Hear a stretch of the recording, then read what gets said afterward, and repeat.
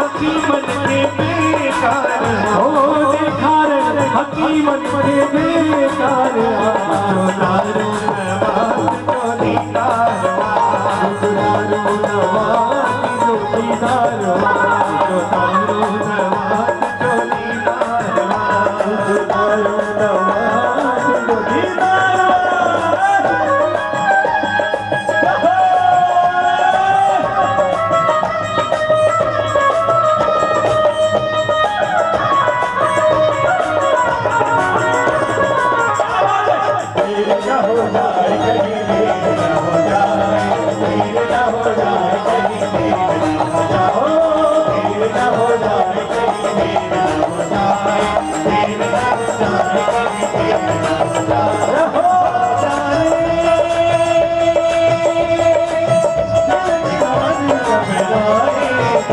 हो